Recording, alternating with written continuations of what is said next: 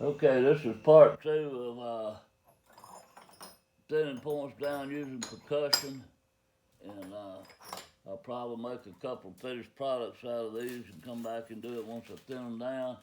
I'm showing using my two favorite percussion. There's hammers is a solid copper, and the one that's the hollow PCV pipe with just a copper cap taped on it.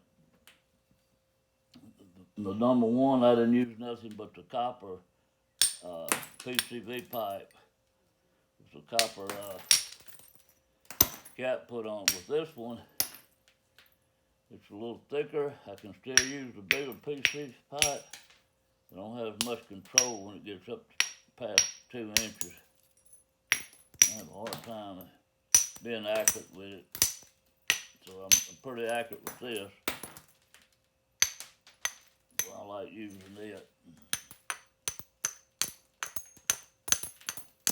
When I'm doing this here, swinging down like this, I'm using like everybody else does, because I'm pulling this edge up to make me a platform.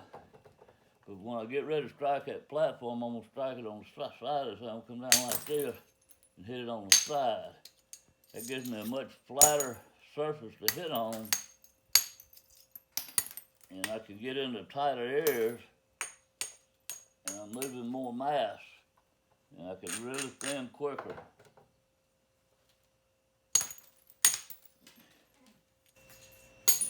Now I'm hitting down like you normally would, like most people normally use it. Alright, got me a nice ridge and platform. Took a lot of mass off, just like running a flute down the center of that thing. Okay, now I'm going to come over here on the tip, the point end. It has some thick places. I'm going to try to run one across here.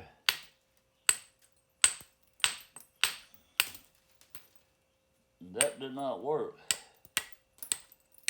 It's a pretty good explanation. When something don't work, you need to check it out. Don't quit hitting on it. I had a fracture in my platform. And by that what I mean, when I looked I saw it, there was a gap here and a gap here, and I was hitting on the top gap. I wasn't getting a solid bite into it like that. There we go. Old saying, if you strike it more than 2 times, like 1, 2, and it don't break, and you know you're hitting the right spot, something's not correct. You need to change your platform. If you keep hitting on it, you're just putting internal fractures in that stone. It's going to give you problems later on.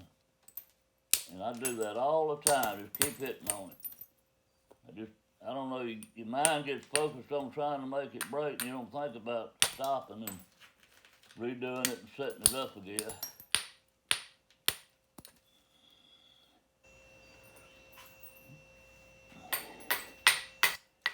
Building convexity up, I'm hitting down, rounding this up here.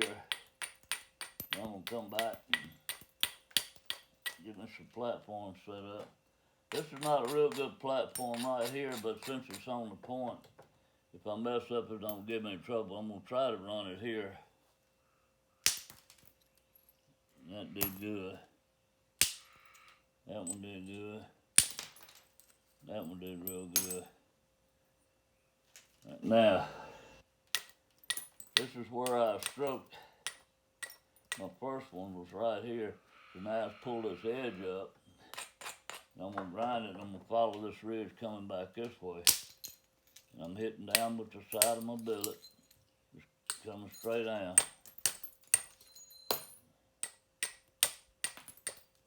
All right, I'm putting some convexity in here. I'm still below the center line. It's going to help really thin this point area.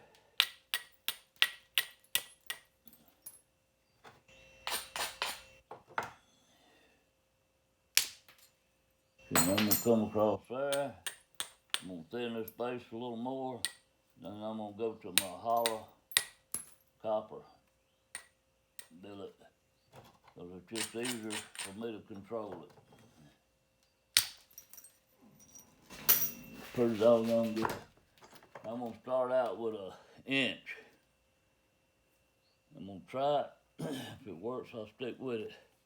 We got another deal where this is where the spall come off, and it's like a real paper thin edge, and it needs to run here, but the convexion's not good enough, so I'm going to hit down like this on this paper edge. And this time, because it's so thin, I'm hitting almost straight into it. So if I hit down, it's going to snap off up ahead of me. It's going to break off way up here, because it's too thin to support that force going down.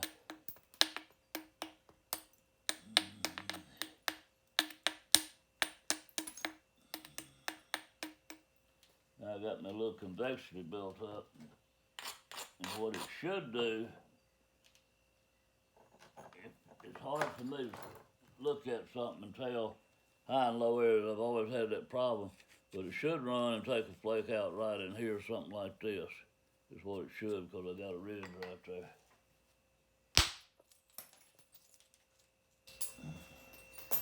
And that's exactly what it did.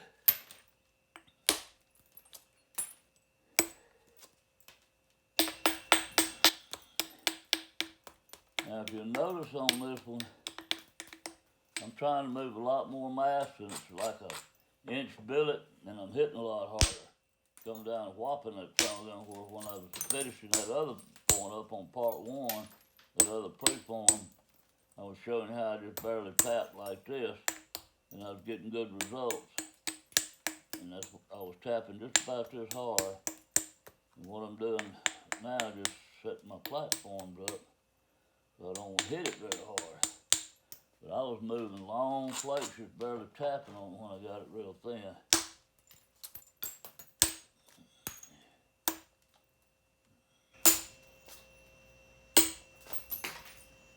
This is shaping up great.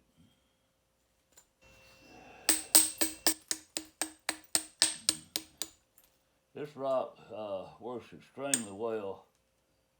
The problem with this rock is, some people don't realize, I know a lot of you do, especially got experience in flint knapping. I'm talking to beginners. Is that it comes in a lot of grades, and some of it I don't even nap. It's just too grainy. When I run across a nodule like that, I just throw it away. And you can buy it at enough, the price is reasonable enough that you can buy it. If you get bad pieces, it's still coming out good, even if you have to throw them away. But it's called Keokuk. Don't ask me how to spell it. I got it on that automatic speller, whatever, on my phone, and I just put K-E-Y, and it comes up. I don't even think it's K-E-Y. I think it might be K-I or something. It's called Keokuk. It comes out of Oklahoma, and Neolithics, Craig Ratchet sells it. And another thing, even if it's nappable, you need to really heat treat it, and it's like 4 grades of it. Craig might even know more, but so far I've had like 3 grades of it that need heat treating that are nappable, and they all heat at a different temperature. So you got to figure out which grade heats at which temperature, and once you got that down pat, this stuff is, I mean, it works great. If you can see it, I love it. The flakes come off so good and smooth. Look at that. Now, remember I was talking to you, this base is a little thick, so I'm going to go ahead and thin it. About swapping to a smaller billet in the first video.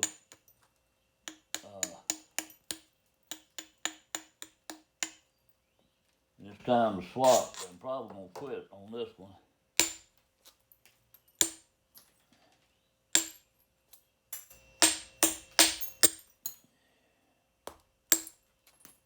In case I want to make something extremely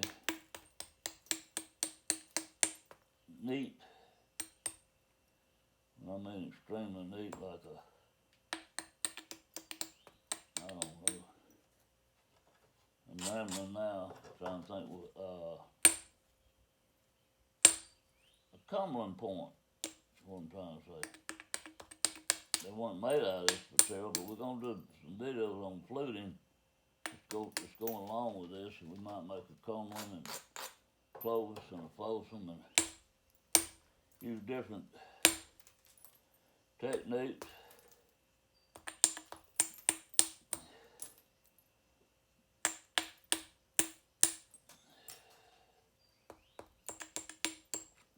Now this is just not moving the mass, so I want it to move. I'm not hitting that hard now, because I want to be accurate with my swing, but this should have really come across here, to be honest with you, and the reason it didn't is this billet is just a little too big for doing what I want it to do, unless I have to come back in left field and hit it hard like that.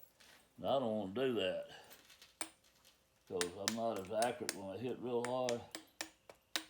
So what I'm going to do is I'm going to swap to a smaller billet. I got more control over it. And you watch. I don't understand how this works, but this is a light little billet. And I'm just going to hit. Look what happened. You seen how hard I hit on that other one. That joker run that far. Look at that. So that's what I was talking about. When you're using these boppers, they're inexpensive to make. They last a while. Real simple. But it just kind of takes a little while to get used to using them and knowing when to switch over. But if you switch over to the right side when it's time, you'll be amazed at the results you get. And I'm still learning a lot with them, because switching over depends on the material you're using too.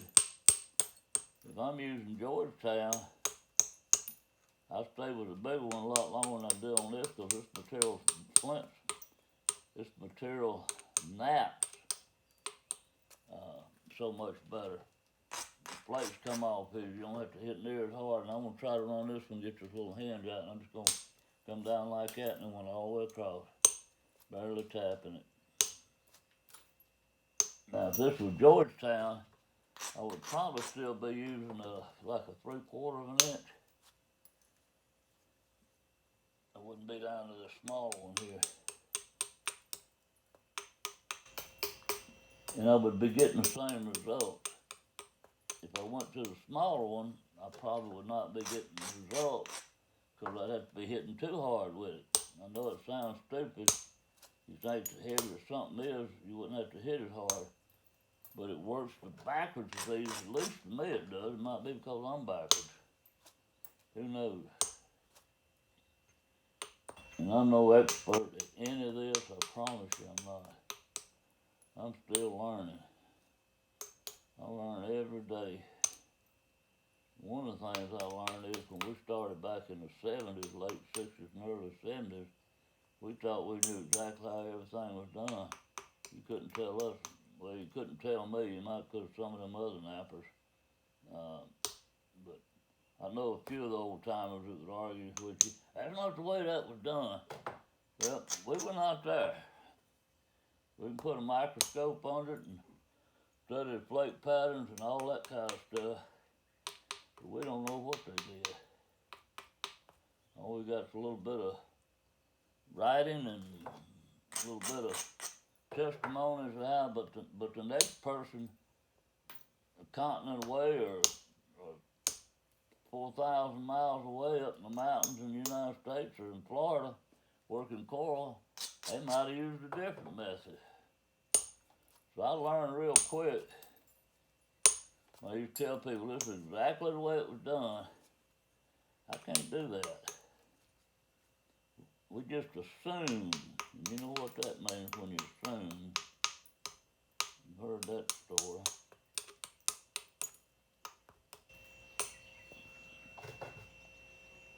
Now I'm doing stuff that you would be doing pressure flaking. And I'm doing it percussion. And The main reason is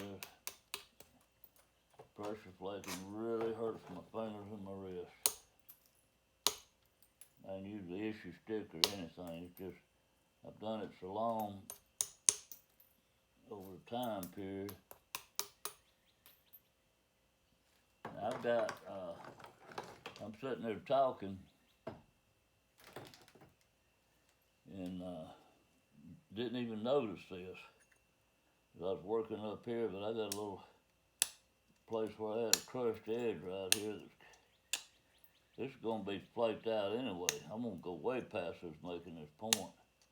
I'm just thinning the preform is all I'm doing. I'm going to go ahead and pressure flake it where I can hit it and get it out. Because if I don't, I'm going to run it in there deeper.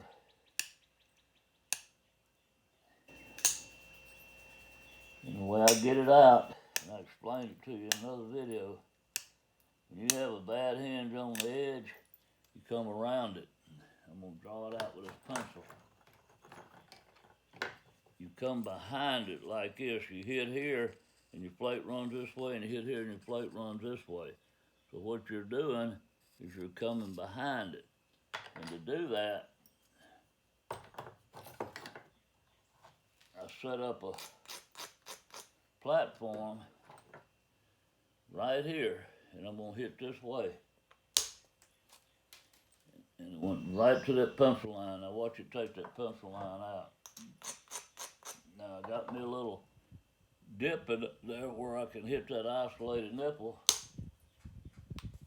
Now look what happened.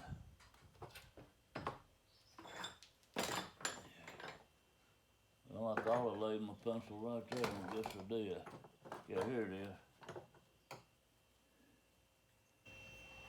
This plate went just like I was talking about. And over half of it's gone. Now when I come this way, it's going to do the same thing. And looking at it, I'm glad I studied it a little bit. I need to bring the edge up a little bit. So I'm going to pressure flake it up.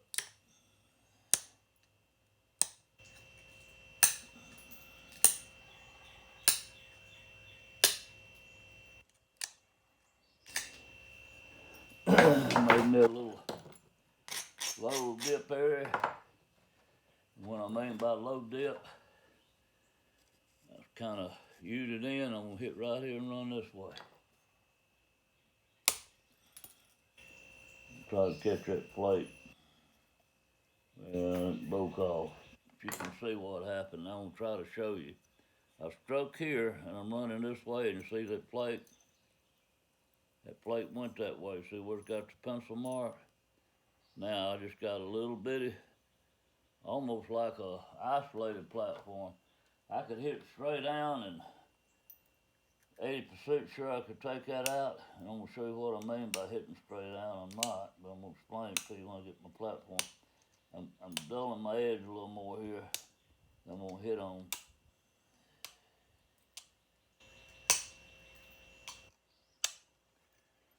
I mean hit straight down. I come on top and hit straight down about a 1/16 of an inch on top of that. I tell you what, if I break it, I break it. If you do it right, you won't break it, but if you don't, you will break it. And but I'm gonna show you how to take that out.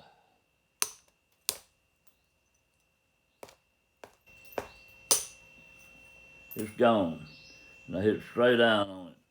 Okay, I'm gonna shake this one up in the second part, and we'll make something out of it. Now I'm gonna stop it, and we're gonna start over with another one.